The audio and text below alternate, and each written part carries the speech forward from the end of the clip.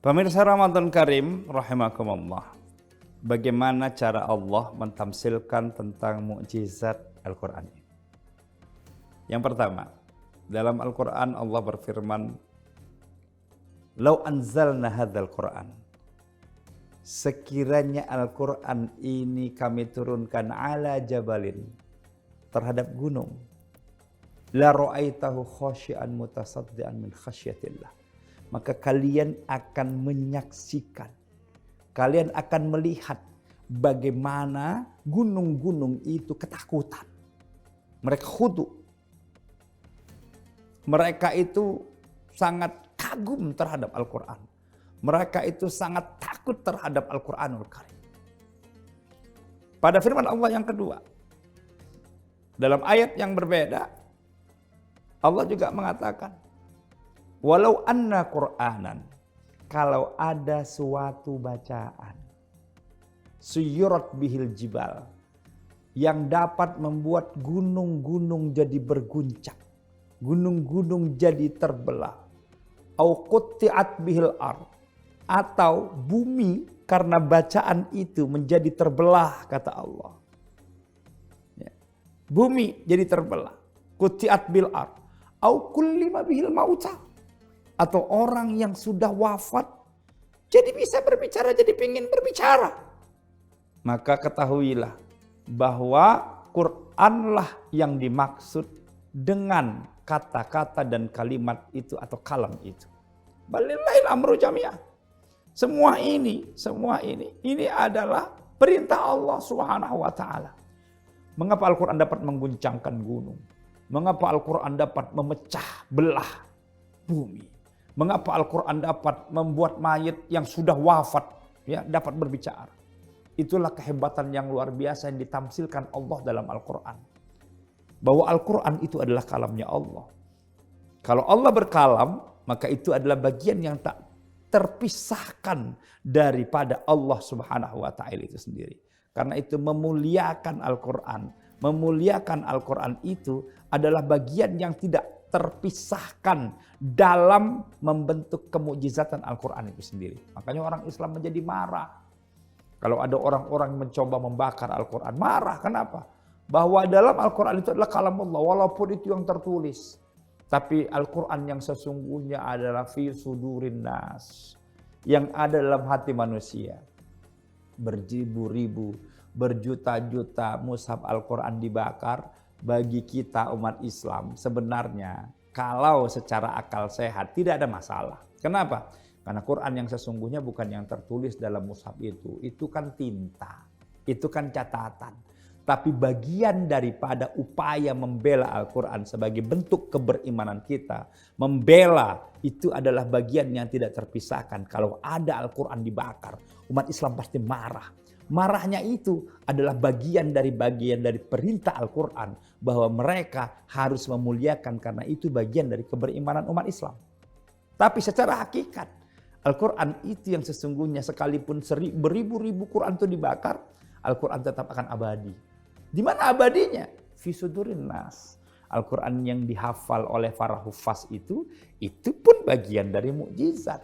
Bagaimana mungkin Al-Quran yang sekian tebal itu bisa dihafal oleh anak-anak usia dini, bisa dihafal oleh anak-anak remaja, bisa dihafal oleh orang-orang dewasa, bahkan bisa dihafal oleh lansia. Itu pun bagian daripada kemujizatan Al-Quran. Ini luar biasa istimewanya kemujizatan Al-Quran.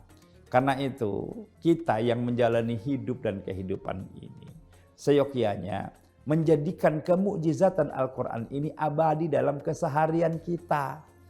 Rasulullah disebut sebagai Al-Quran berjalan. Rasulullah keseharian akhlaknya adalah Al-Quran. Itu bagian dari kemukjizatan. Maka sekalipun kita tidak bertemu dengan Rasulullah, tapi kita masih bisa menikmati bagaimana kemujizatan-kemujizatan yang pernah hadir, pernah lahir dalam kehidupan Rasulullah pun dapat kita nikmati, dapat kita rasakan.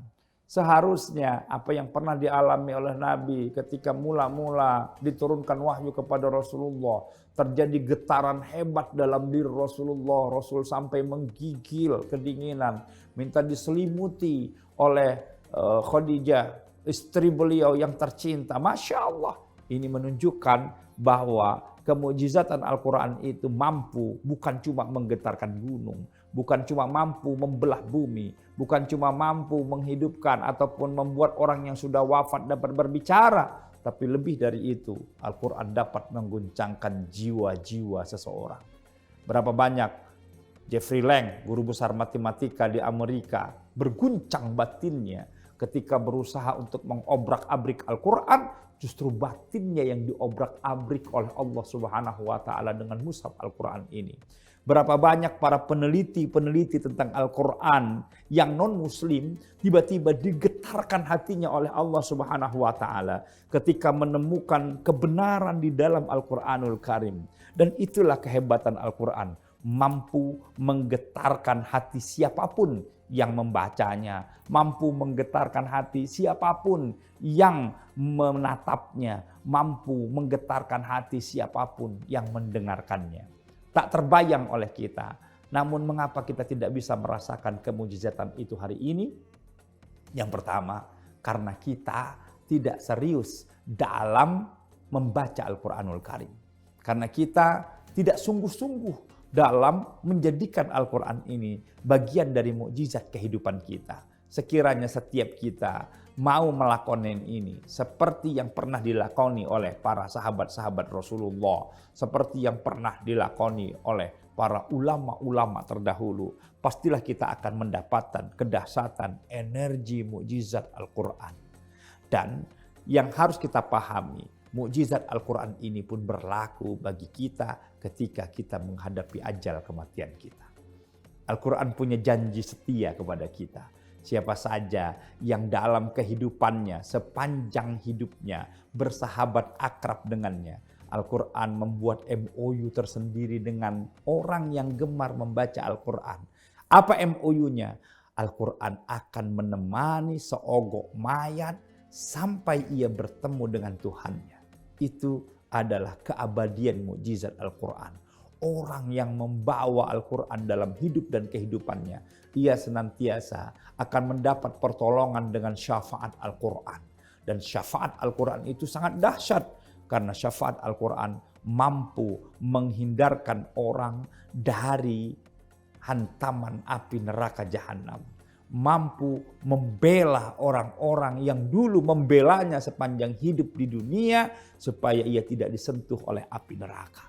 Inilah syafaat Al-Quran sebagai bentuk mukjizat abadi sampai akhir zaman. Siapapun yang berakrab-akrab dengan Al-Quran pasti akan menemukan betapa hebat dan dahsyatnya mukjizat Al-Quran itu. Maka mari pada Ramadan Karim ini kita sama-sama membuktikan sehebat apa mukjizat Al-Quran itu dalam hidup dan kehidupan kita. Mari kita lihat orang-orang yang bodoh dapatkah menjadi cerdas dengan Al-Quran, dengan mukjizat Al-Quran? Orang-orang yang susah dapatkah kemudian hilang kesusahannya dengan kemujizatan Al-Quran? Orang-orang yang memiliki segala macam problema dapatkah mukjizat Al-Quran menyelesaikannya? Tidak ada cara lain. Kalau hanya membicarakan mukjizatnya, sungguh itu sangat mudah. Tetapi mari kita sama-sama memiliki kemampuan untuk membuktikannya. Syaratnya sederhana, istiqomahkan hari-hari kita dengan Al-Quran. Jangan pernah meninggalkan Al-Quran walau sesaat pun. Maka insya Allah kita akan menemukan keabadian mukjizat Al-Quran. Mulai hidup kita di dunia ini sampai akhir hayat kita insya Allah. Pemirsa Ramadan Karim, semoga Allah Subhanahu wa Ta'ala meneguhkan hati kita untuk senantiasa bersahabat karib dengan Al-Quranul Karim. Nasrun minallah wa fathun qarib. Wabashirul mu'minin. Wassalamualaikum warahmatullahi wabarakatuh.